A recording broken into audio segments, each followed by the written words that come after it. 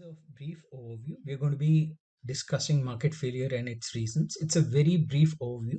We'll be understanding perfect market. We'll be understanding a bit about Pareto optimality or efficiency, understand various kinds of goods, how they're classified, and why government needs to intervene. This is a very brief module to just give you an overview of market failure. This is a part of a series which is starting on the microeconomics on the middle road, give you a very in-depth view on this particular subject.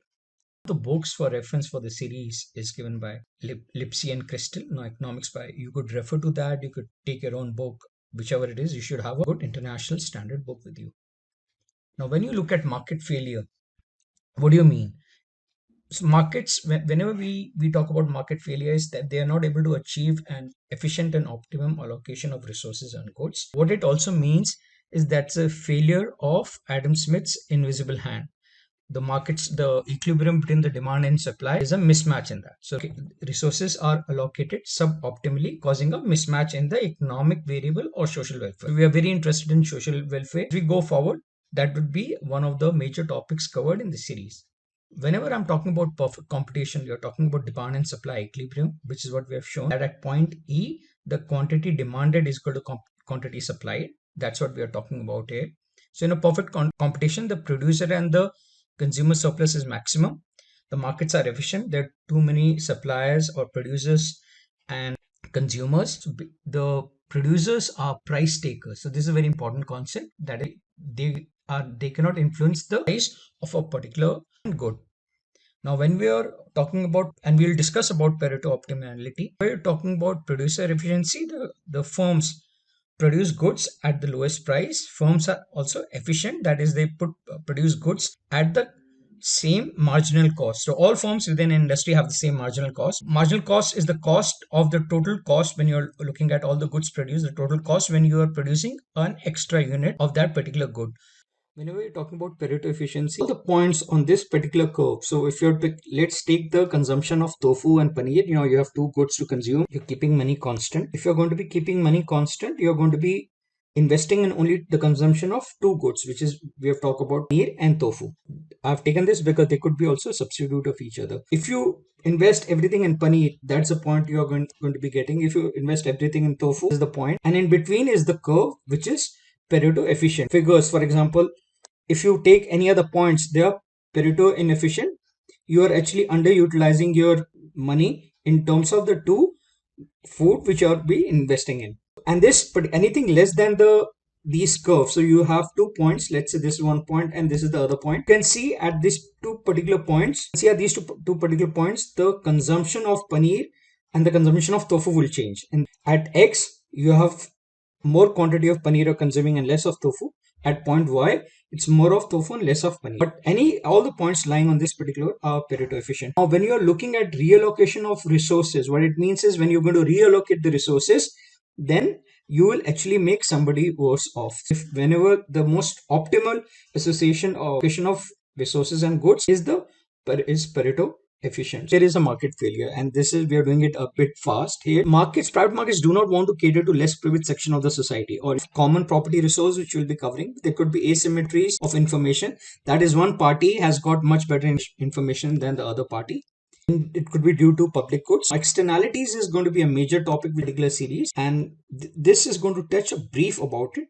Now, when you're looking at one of the major reasons could be also an inadequate regulatory environment in promoting competition or incentives for social impact. Be classified as excludable and non-excludable. You have rivalrous and non-rivalrous. What it means is, now when you're looking at normal goods, since it's paid, it is excludable. For example, you have to pay for it, and it could be a various kind, could be a very luxury product or any kind of a product. And it can be rivalrous is because you will be consuming one at a time. It could be perishable product like orange.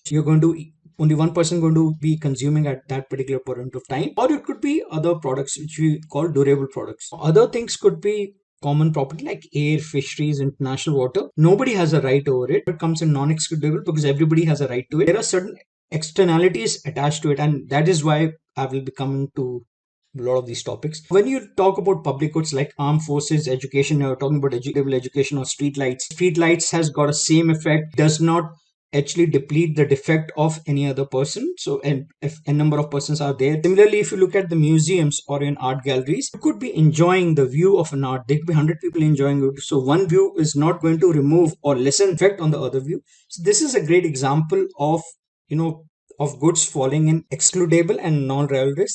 Excludable I've written because this could be paid. If the museums are free or art galleries are free, that's a different concept. However, here we are considering them to be falling into this bracket. For example, you take internet.